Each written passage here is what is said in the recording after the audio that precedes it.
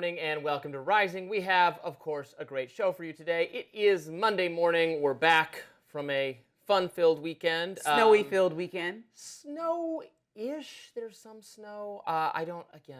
What is wrong with people? Look at that cutaway. It's serious snow. It's another snow. Blizzard in New York. It's not sticking to the roads, though. So Look at that stick. I guess the roads, yes. The grassy parts it's sticking to. But they canceled school, again, in Arlington and Alexandria, or some of those places. And so did Mamdani, who was anti-canceling at the last huge snowstorm. He called they're getting a huge snowstorm in New York. But yes. Here, we're getting a little itty-bitty baby snowstorm.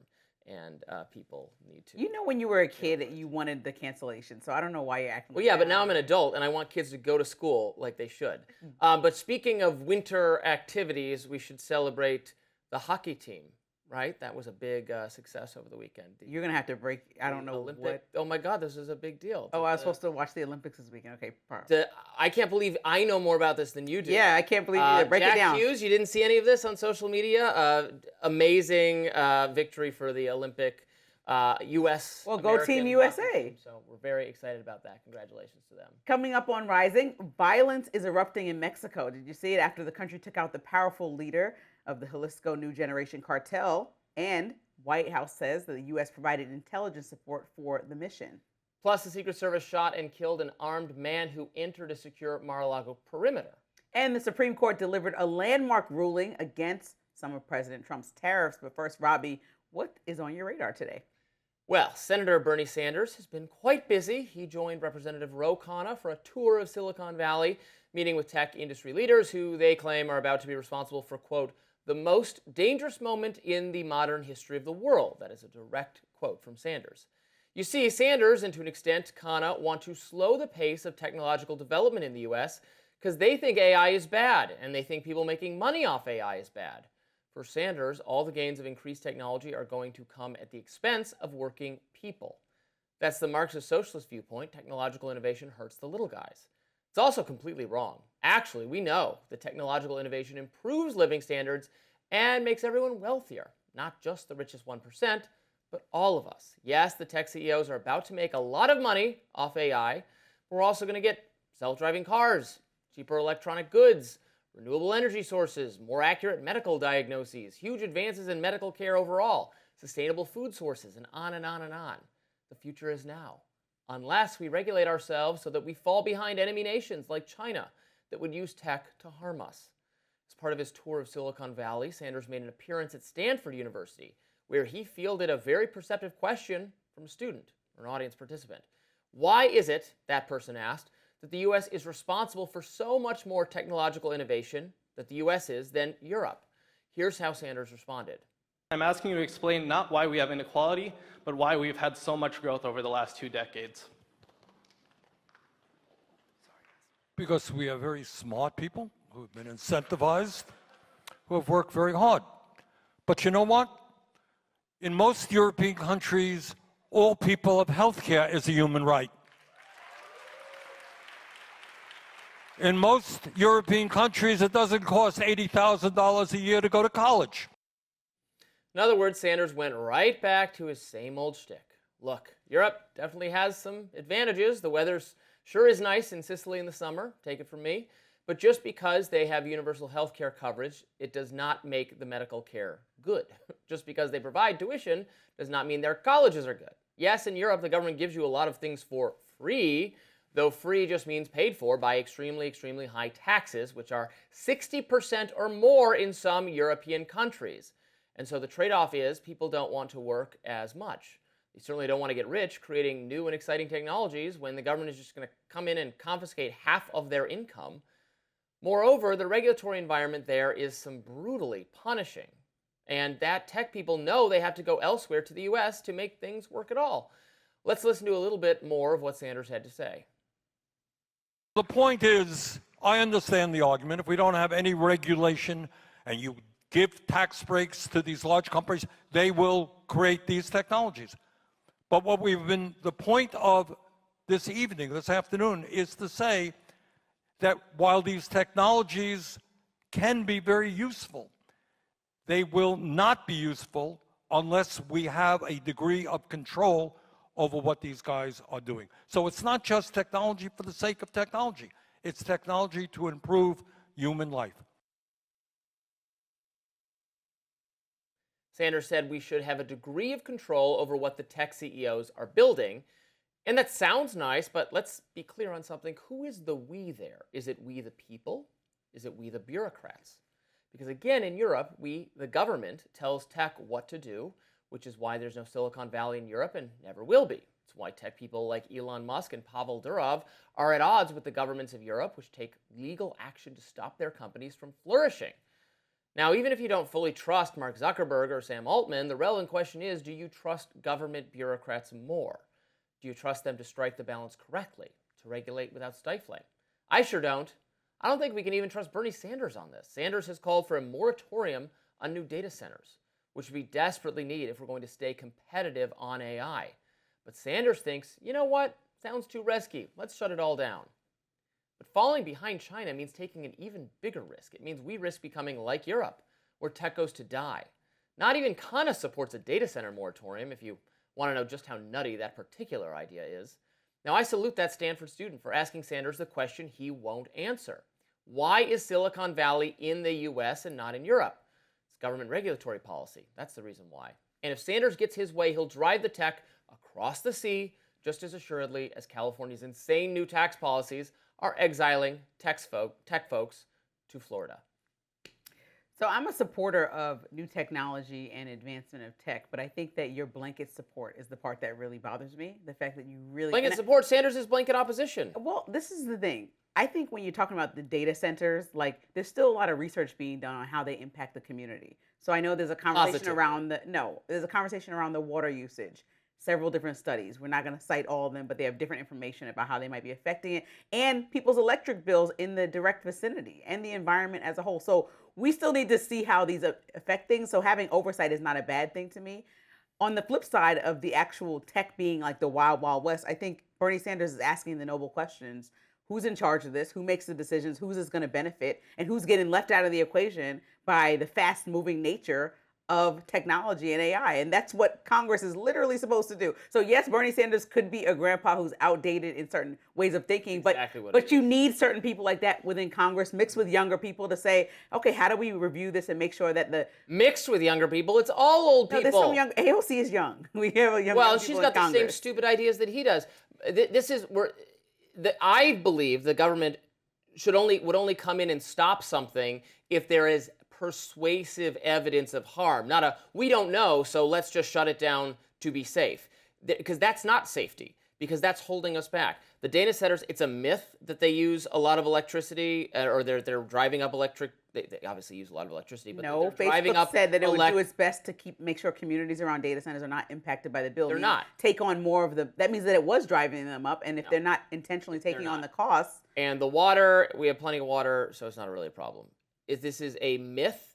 It is actually, it's a form of bigotry against the data centers. It's a new ism, anti-data center-ism. It's just stupidity. So I was looking into this, and you frame regulation as like an enemy of innovation. So I was like, how do we develop Silicon Valley? And it's important to know that Silicon Valley really got a lot of its financial support in the beginning from massive government contracts. It got support from defense contracts, public research funding, even Stanford University grants that went to helping the government move forward in things like DARPA. Now, DARPA is an early funded infrastructure program that built out things like the internet, GPS. This is all funded by the government in the beginning. And so because I did this deep dive, it's like, well, the government supported the now advanced... Contracts are not... That's government contracts is not like a giveaway. Like the people... The government needs work done. Right. It hires private entities to do the work. But these foundational technologies help build what all platforms are pretty much using, like the GPS, the TomTom. Like we were using them in government official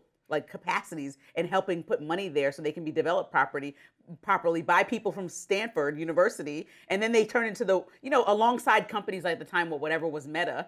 And here we are using them throughout multiple companies. So when you work alongside the government, perhaps that'll be more incentive to not only be regulated, but to make sure that we are advancing and have the funding to advance, supported by our government. They don't need funding from the big tech companies right now. They don't need funding from the government. They do contract with the government, but they don't need. They need cooperation, though. They need in order to. They need to be left alone. They need to be They not need hurt cooperation. That's by why. punitive How much did we say regulation, Facebook the and kind Meta is? that Sanders wants. And Meta is spending what, 65 billion, I think, million on the next election, or on lobbying specifically about AI. That was the story last week. Yeah, to stop them from strangling the AI baby in the crib. But they need cooperation. Then you Right? can't They need just the do it government to leave without them government. alone. They're not asking for the government to do anything for them. They're just saying, do not stop us from building the power centers to power this great technology that's going to make all of our lives better. And everybody just leave doesn't us have any alone. water. Don't worry about it. Huh? Because these power centers are going up oh all my over the God. place. No, everybody have no drinking water.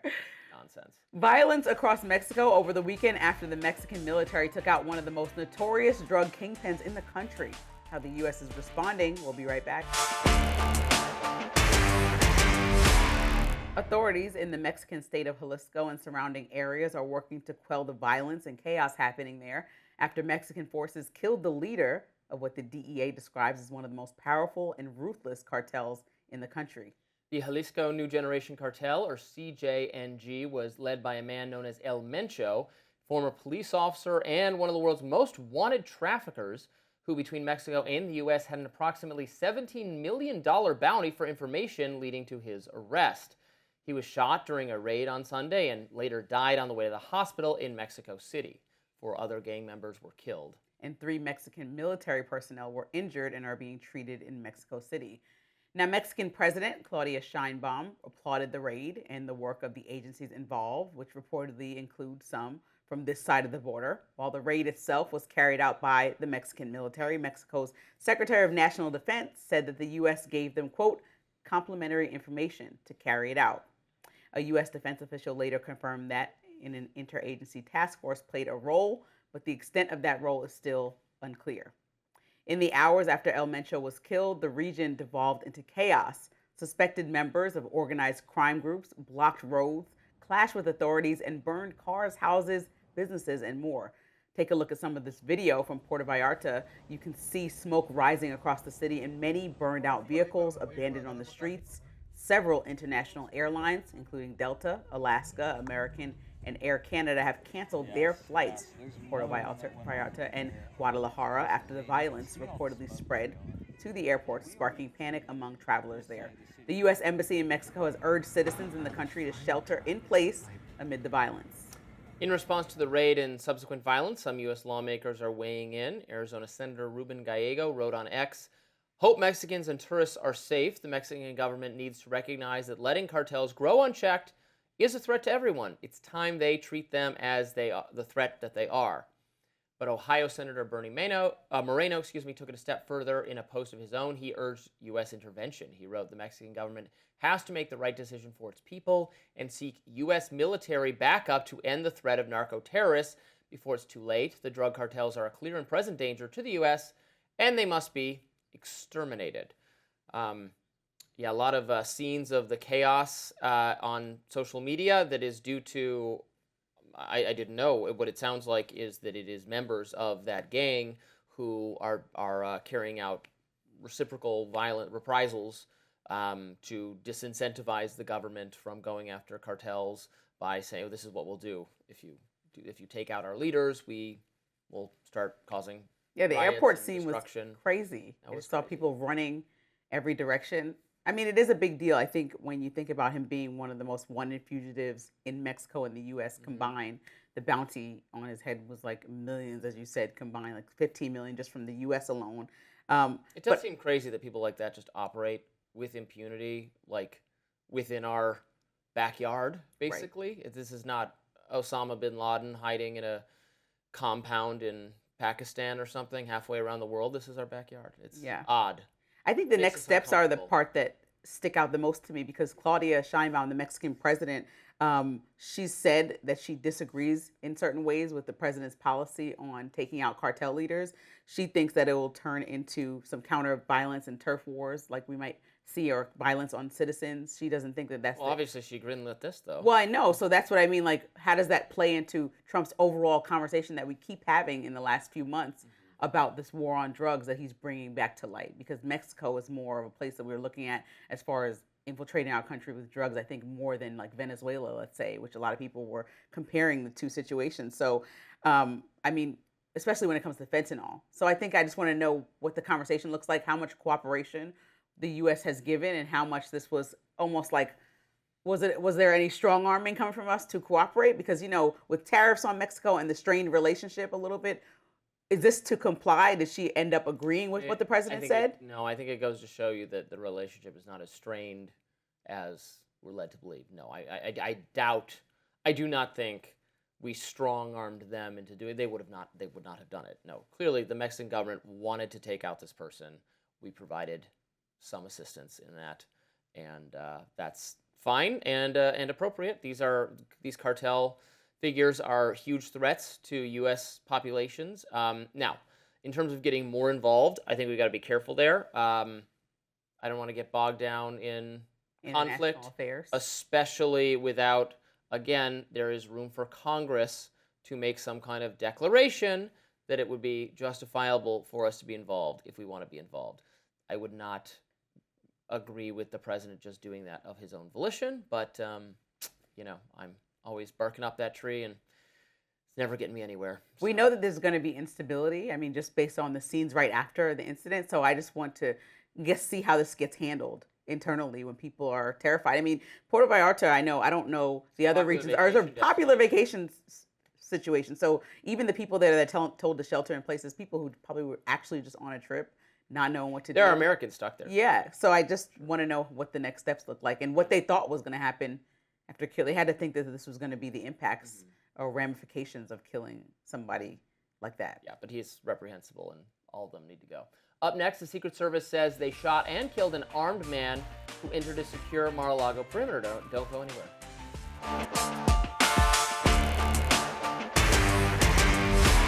Secret Service says they shot and killed a man early Sunday morning at Mar-a-Lago for driving into a secure perimeter in the resort. A spokesperson for the agency said 21-year-old Austin Tucker Martin was armed, carried a gas can, and breached the perimeter around 1:30 a.m. Authorities say Martin's family had recently reported him missing.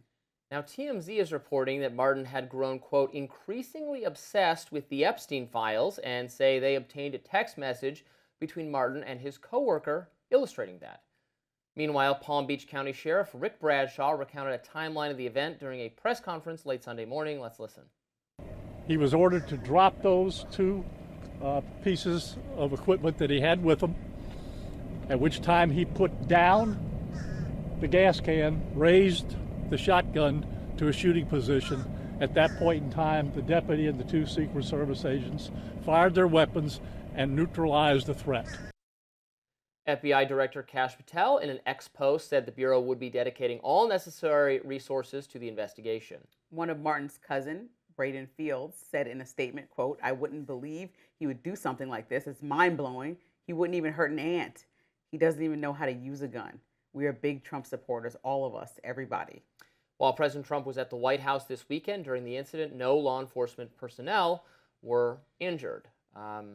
Sad situation. Glad that no one else but the perpetrator was harmed. Sounds like reasonable and professional behavior from law enforcement, from Secret Service, so that's all good to hear. We appreciate the explanations of what went down. This person, we don't know. We'll learn more. So far, the only real detail that stands out is it's a family of Trump supporters. That doesn't necessarily mean anything. But also the Epstein obsession thing, that caught my eye, given, everything we've been talking about for the last couple of weeks. And, that's neither here nor there. People can say whatever they want, and it's not the actions another person takes. It's not on you. But I do think it does not help to have constant and obsessive, breathless, things being said about how pedophiles are being protected by the government.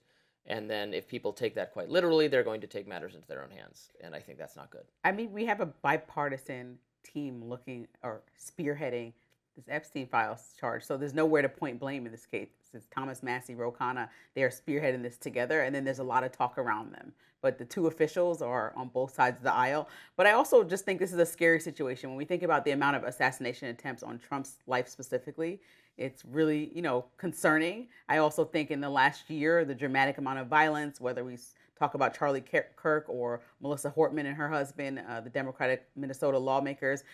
It's just a lot. And so when we see these situations, we have to remember that a lot of people are crazy, and a lot of conversation that doesn't need to point fingers and blame when you're in leadership. Don't take this opportunity to then say whose fault this is. And I thought that Caroline Leavitt immediately coming out and saying Democrats who are not currently funding the government right now are putting the president at more risk because people are working for free, protecting the president. Well, and I'm like, okay, that's a little silly, but I was listening to Scott Galloway and Kara Swisher, Democratic partisan commentators, talking in completely fact-free. Epstein, look at what they've done in Europe, and they've actually arrested and prosecuted fancy people. Why haven't we gone after any of our elites who are complicit in child sex crimes? Well, because there's no evidence of that, so we don't just arrest people at random. But if you're introducing that idea into the public airwaves that Trump is covering up some global pedophile ring, maybe this is what results. Well, maybe he will take you literally then. Well, the introduction. Say there are kids being. The introduction certainly didn't happen from way. people that were trying to attack President Trump. The introduction happened from people that are Trump's right-hand men and women. That's where the introduction The people to the public mostly conversation. beating this drum now are Democratic partisans. I don't think so. who, I really don't think so. Is took Marjorie Taylor Greene a Democratic partisan? I mean, I don't think. Is Thomas Massey? Yes. No, you can't just cast everyone as a rhino because they care about following through on what they consider they've possibly remained has consistent connections on to this. predatory behavior. And I can give them credit for consistency, but I no longer think remaining consistent on this issue is admirable because I have changed my mind in the face of new information, and I would encourage more people to do so, to look at the totality of the picture. But what and Thomas see how Massey crazy explained is that it he sounds. he's not trying to attack any one president or party or DOJ. He wants to look at the history of the last 4 presidents and talk about what exactly happened to allow this man to operate with impunity for so long, and what this all look. He just unveil any information. Numerous times. I no longer believe what he said. So you just think Thomas Massey is just lying now? No, not lying. He believes there are significant, now he said 20, 80, 100 powerful pedophiles being protected by the government. I think he sincerely believes that. I think he is persuaded by the survivors who join him at press conferences. I don't believe them, and I don't believe the government is hiding that information. So he just believes he's believing, and I'm not believing. That's where I'm at, because there's no evidence. Historically, there's been an overwhelming amount of people who don't get believed, which is why it's important for somebody to take this up in case even one of them is telling the truth. You're supposed to protect survivors of any type of sexual assault. And that's what Thomas Massey is trying to do. Okay, so that side wins if 1 out of 99 is true. Okay, but you're making up that number that these women are not Epstein telling the predator. truth when you Epstein know that is they the can get predator. sued by speaking about any of this stuff. You know there's a lot on the line for them, and you know that victims generally don't like to speak up no matter how much time has passed. These are all, these are information that we get from psychologists, psychiatrists, so they're all liars too. No, they're introducing the idea that people lying or being wrong Up next, the Supreme Court ruled against President people. Trump's sweeping global tariffs. I'm going to talk about that in my lens. Welcome back to Rising. Lindsay, what's in your lens today? Let's talk about these tariffs. This was a big moment, not just for President Trump, but for the balance of power in this country. In a 6-3 ruling, the Supreme Court struck down President Trump's sweeping global tariffs, saying he overstepped his authority under a 1977 emergency law that doesn't even mention tariffs. Chief Justice John G. Roberts Jr. wrote the majority opinion, joined by Justices Sonia Sotomayor, Elena Kagan, Ketanji Brown Jackson, Amy Coney Barrett, and Neil M. Gorsuch, including 2 conservatives appointed by President Trump himself. That's really significant. For much of his second term, the court has handed the president a majority of wins on immigration, executive power, and agency authority. But this time, the justices drew a line. They said Congress, not the president, controls trade. President Trump responded by praising only Justices Clarence Thomas, Samuel Alito, and Brett Kavanaugh, who dissented. But he lashed out at the majority. Take a look. They're just being fools and lapdogs for the rhinos and the radical left Democrats, and not that this should have anything at all to do with it. They're very unpatriotic and disloyal to our Constitution. Now, you would think a ruling like this might prompt a recalibration. Instead, within hours, the president announced a new across-the-board 10% tariff, citing a different statute, Section 122 of the 1974 Trade Act, and signaled he probably will go even further. Now, the fact is, as my friend Robby always points out, tariffs are taxes. And while they're often framed as punishing foreign countries, American importers pay them first. Since last year, more than $200 billion has been collected. Now at least $100 billion, possibly $133 billion, could actually have to be refunded.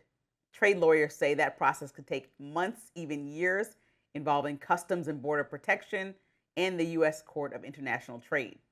Justice Kavanaugh himself warned the refund effort could be a mess. Beyond the legal drama, the economic fallout has been real. Markets have been whipsawed, shifting by tariff threats. Businesses can't plan. Allies feel pressured. Trade deals negotiated just months ago are suddenly completely in question. And there's a potential $1 trillion hole in the federal budget because tariff revenue was helping offset Trump's recent tax cuts. And while Trump is doubling down, Democrats are seeing an opportunity here.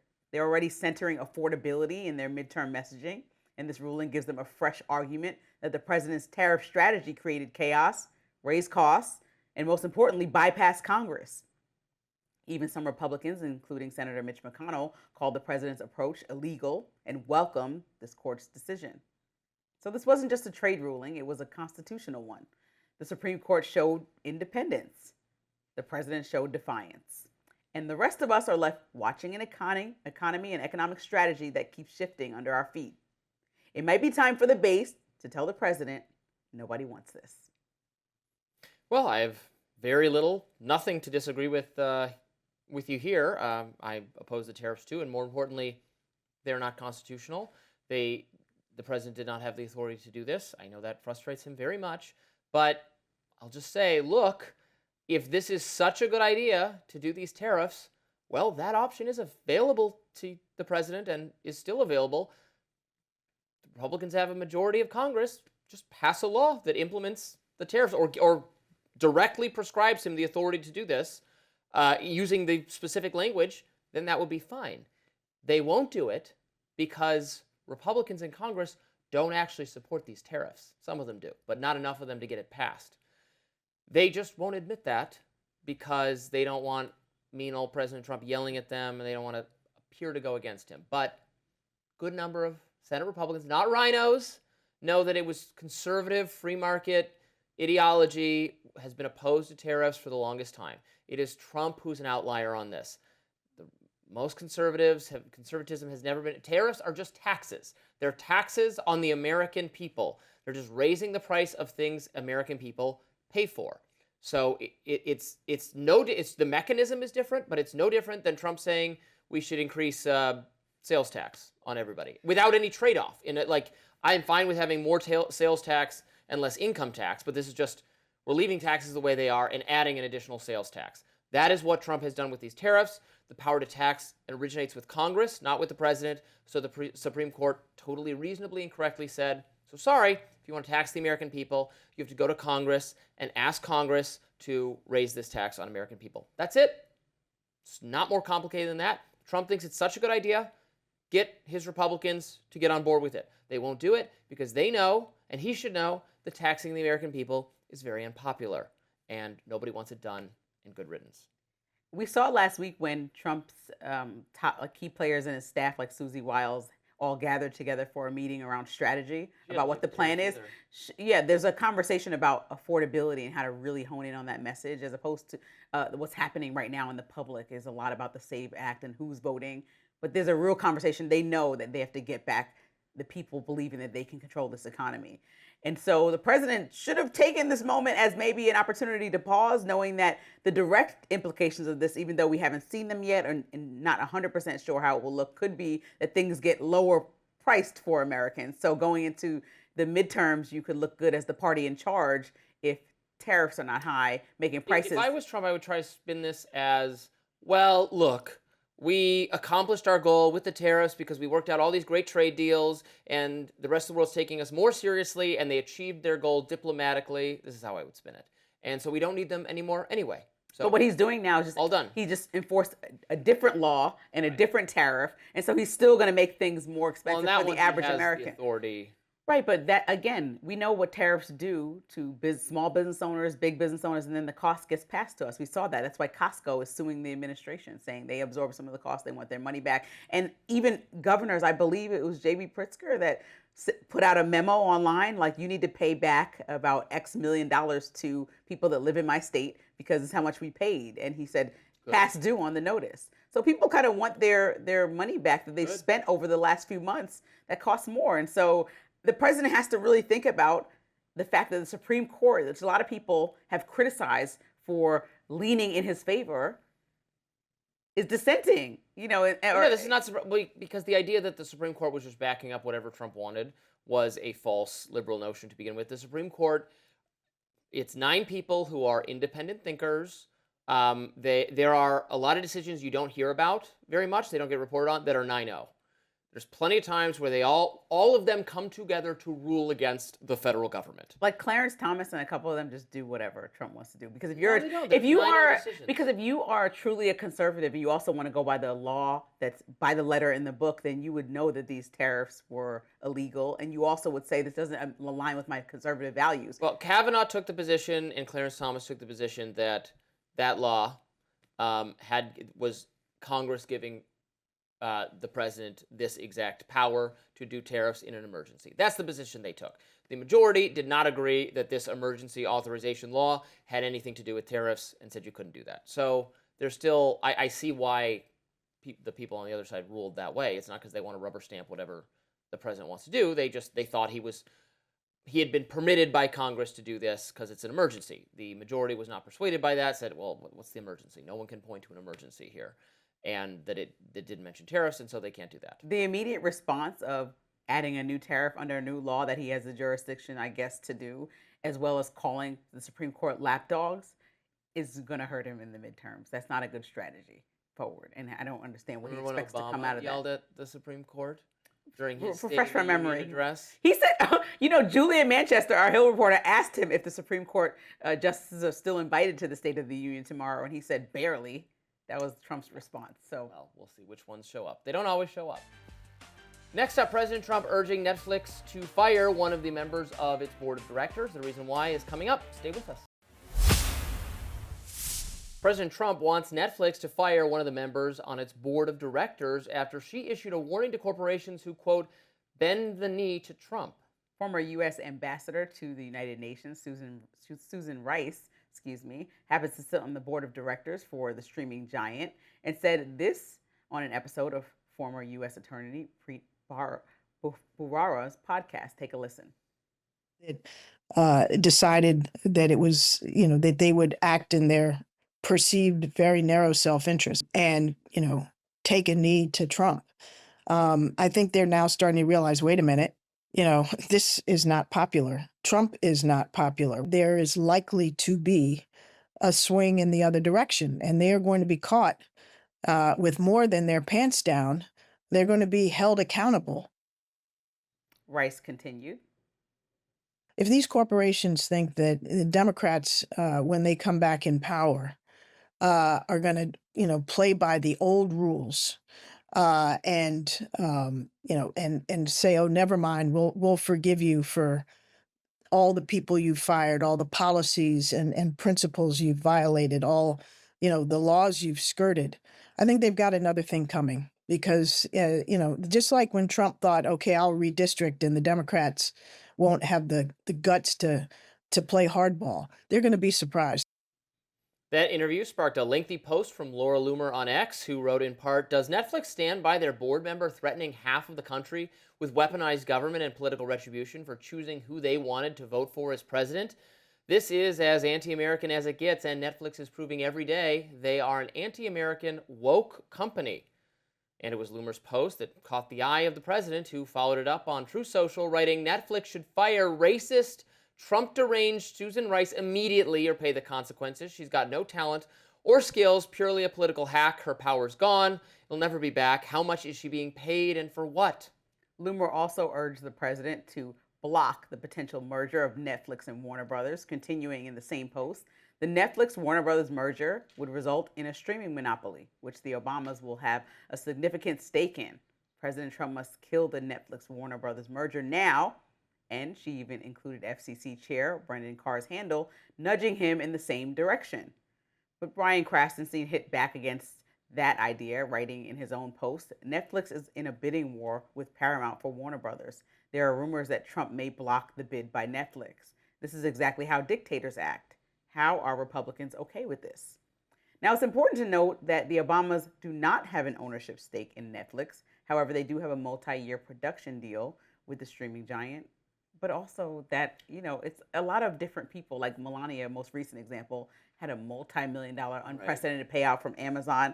I think Laura Loomer needs to remember that she is not president and that what she say is not the law. I know President Trump listens to her a lot, but that's how the name of this game. Well, and it's also not the FCC, it's the FTC, as I believe she said the FT Carr, but I think the Trade Commission is the one that deals with this, but I could be wrong on that. Whoever she wants to at everybody. The point is that she wants to use people that are supposed to be impartial organizations that oversee mergers and make sure that everything goes smoothly, and you make them lean a certain political way. A lot of board members represent a lot of different personal thoughts in their lifetime. A lot of times board members come together to run a huge company. And what we know about Netflix is that they don't care about pressure from the outside. I mean, you can just see most recent Dave Chappelle special where they now gave him his third special in a row, but the whole trans community wanted to cancel Netflix. They do not care about the whole trans community. I mean, for real, there was 16 people. Well, there was a huge call. Anybody who's allies, there was a lot of people. I mean, every mainstream outlet was saying, "Is Dave Chappelle okay?"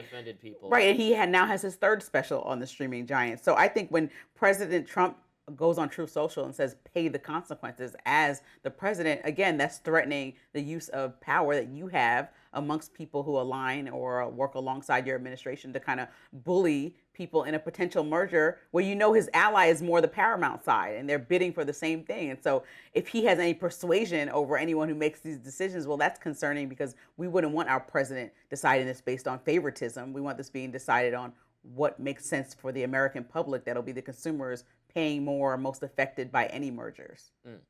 Yeah, look, I don't think that Trump should be interfering in private business decisions at all. That's called job owning. I've complained about it in the past. I complained about it when Biden did it, when he put pressure on social media companies to make different content-related decisions. Trump's doing the same thing. It's very bad. This deal should go through or not based on what's best for the companies involved. If the Paramount deal is better, they should go with that deal. I don't think the federal government should have any say in it at all. I don't think the federal government should pressure companies to make decisions one way or the other, period, end of story. But that's not what Susan Rice is saying. She's saying that she's doing the same thing. She's saying Democrats are going to come in and hurt the companies for doing what Trump wants. Like, the company's not at fault. The companies are just, they have a duty to the shareholders, et cetera, to make money for the company. They're not, like, this is when I got annoyed when conservatives used to blame big tech for bowing to government pressure to suppress their speech. I'm like, well, blame the government, man. The company is just going to do what the authorities are making it do. Like, they're not, if they don't stand up to the government, that's an economic decision they're making. Get mad at the government. So similarly here, she's saying Netflix, I think her own company and all these other companies will, they will suffer the consequences of what, having been pushed around by the government. That's their fault. She's saying Democrats are going to come in and hurt them for going along with Trump. Why doesn't anyone just stand up and say the obvious thing, which is that the government, the companies have free speech rights. Business decisions should be left alone by the federal government. It's not their freaking job. And if Democrats come back into power, we will manifest that ethos of letting them do what they want. And then the companies would actually probably be more supportive of Democrats. But they can't say that because ideologically, she thinks, progressive liberal Democrats, they do think the federal government should ultimately order around the companies. They don't want to lose that power. They're just mad that Trump's doing it. It's just a disagreement over what the power is being used for. But they absolutely think the federal government should and it's appropriate for them to have the power to break up companies for disagreeing with them.